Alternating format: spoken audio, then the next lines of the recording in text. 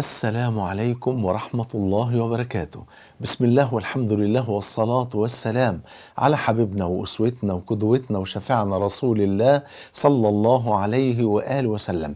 كيف يحصل المريض على ثواب صيام النوافل دون أن يصوم؟ نعرف بعد ما نصلى على حبيبنا صلى الله عليه وآله وسلم. لما أعلنت من 3 أيام على الصفحة وعلى القناة عن صيام الأيام البيض، بعض أخواتنا الفاضلات بعتوا لي، بعضهم بيقولوا طب إحنا أصحاب مرض يا دوب بنصوم الفريضة، فريضة رمضان بالعافية، تمام، لكن النوافل ما بنقدرش نصومها، فهل معقولة إن يكتب علينا إن إحنا نحرم من كل الثواب الجميل دوت؟ لأن النبي صلى الله عليه وسلم قال: من صام يوما في سبيل الله باعد الله النار عن وجهه 70 خريفا، يعني 70 سنة. وقال صلى الله عليه وسلم: من ختم له بصيام يوم دخل الجنة. فبيقولوا معقولة نحرم من الأجر والثواب العظيم ده لمجرد إن إحنا مرضى، مرض غصب عننا مش بمزاجنا، وما نقدرش إن إحنا نصوم النوافل؟ بقول لحضراتكم أبشروا بكل خير، فالدين يسر بفضل الله سبحانه وتعالى، ونبينا هو نبي الرحمة بفضل الله. قال عنه جل وعلا: وما أرسلناك إلا رحمة للعالمين. وقال عنه جل وعلا: بالمؤمنين رؤوف رحيم. الله أكبر. إذن فالنبي صلى الله عليه وسلم يعني حينما يعطينا المثال العظيم في الأجر والثواب على صيام نوافل أو صلاة فريضة أو صلاة نافلة أو غير ذلك، إذا عجزنا عن تلك النوافل يعطينا البدائل التي نتحصل من خلالها على نفس الأجر والثواب بفضل الله سبحانه وتعالى. مثلا واحد مريض مرض شديد لا يرجى شفاء، ما بيقدرش يصوم النوافل ديت خالص، أو واحدة مريضة مرض شديد ما تقدرش تصوم النوافل.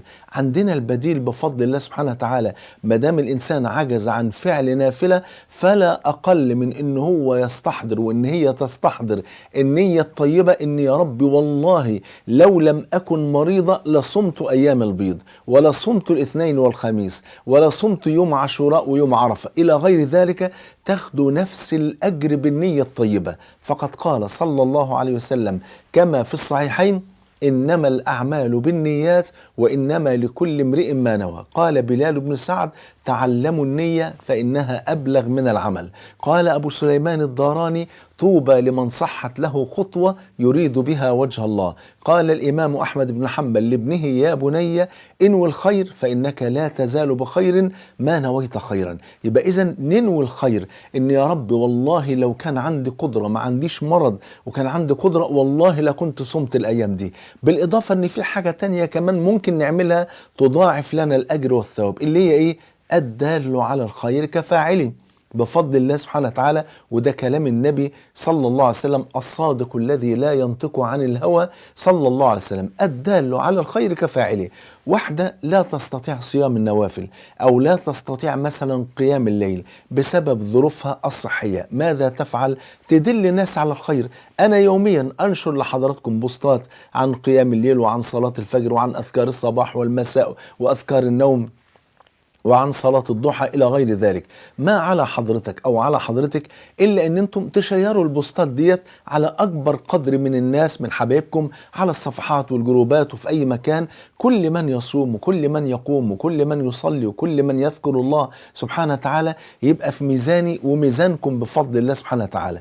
يبقى حضرتك قاعدة مش قادرة تصوم الاثنين والخميس، لكن دليت الناس على صيام الاثنين والخميس، أو مش قادرة تصوم الأيام البيض فدليت الناس على صيام الأيام البيض. كل من يصوم في ميزان حسناتك وميزان حسناتي بفضل الله سبحانه وتعالى. إذا الحمد لله لا إشكال، ما دام نافلة مش قادرين نقوم بيها نقدر بفضل الله نعوضها بالنية الطيبة ودلالة الناس على الخير. طيب واحدة بقى بتقدر تصوم لكن بتيجي عليها أحيانا الأيام البيض وهي عندها العذر الشهري، هل تحرم من الأجر والثواب؟ أبدا أبدا بفضل الله سبحانه وتعالى. أو واحد مثلا يكون عنده ظروف ضغوط في العمل أو غير ذلك، أو سفر أو غير ذلك في أيام البيض، ماذا يصنع وماذا تصنع؟ بكل بساطة أيام البيض، وإن كان النبي صلى الله عليه وسلم قد دلنا على أنها يوم 13 و14 و15، إلا إننا نقدر نصومهم في أي يوم في الشهر. نعم، أيوة رب الكعبة نقدر نصومهم في أي يوم في الشهر، لأن النبي عليه السلام وإن كان حدد في حديث إن هم يوم 13 و14 و15، إلا أنه قال في رواية أخرى عند أحمد بسند صحيح، قال صلى الله عليه وسلم: صيام 3 أيام من كل شهر صيام الظهر وإفطاره. تمام؟ يبقى صيام 3 أيام من كل شهر صيام الظهر. يعني ايه صيام الظهر؟ يعني صيام السنة كلها، لأن الحسنة ب10 أمثالها، فال3 أيام بيتحسبوا ب30 يوم، لما نصومهم كل شهر كأننا صومنا السنة كلها بفضل الله سبحانه وتعالى. يبقى إذن كده حبايبي لا إشكال، بفضل الله سبحانه وتعالى. اللي مش قادر يصومهم يوم 13 و14 و15 يصومهم، ما فيش مشكلة، يوم 16 و17 و18، بس 3 يكونوا ورا بعض. يصومهم يوم 20 و21 22، ما فيش أي مشكلة خالص بالمرة. واللي عنده مرض أو اللي عندها مرض ومش قادرين يصوموا الأيام دي خالص بالمرة، يبقى عندنا حاجتين: استحضار النية الطيبة، والله يا رب، والنية محلها القلب، مش لازم نقولها، والله يا رب لو كان عندي قدرة على الصيام والله لكنت صمت كل الأيام ديت، يوم الاثنين والخميس وأيام البيض بفضل الله سبحانه وتعالى. والحاجة التانية اللي هي دلالة الناس على الخير، الدال على الخير كفاعله، بفضل الله سبحانه وتعالى. دل الناس على الخير، وعلى قد ما تقدري انشري بقى البوستات ديت على الجروبات وعلى الصفحات وهنا وهنا. كل من يرى ذلك البوست ويصوم بفضل الله سبحانه وتعالى ثم بفضل تلك الدلالة على الخير، يكون في ميزان حسنات حضرتك وميزان حسنات حضرتك بفضل الله سبحانه وتعالى.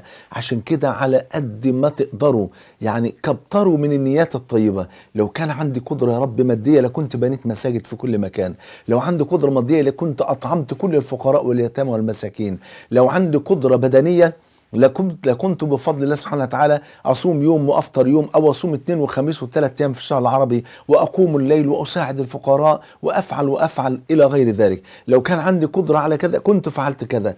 دائما استحضروا النية على قد ما تقدروا، تعلموا النية فإنها أبلغ من العمل.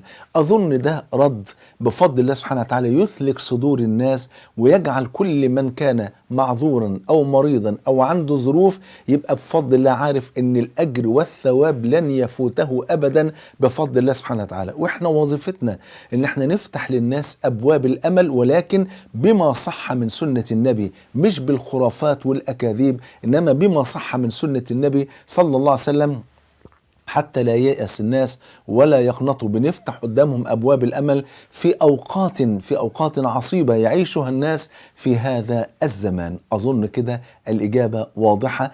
أسأل الله عز وجل أن يجمعني وإياكم مع سيد ولد آدم صلى الله عليه وسلم في الفردوس الأعلى. بحبكم في الله، والسلام عليكم ورحمة الله وبركاته.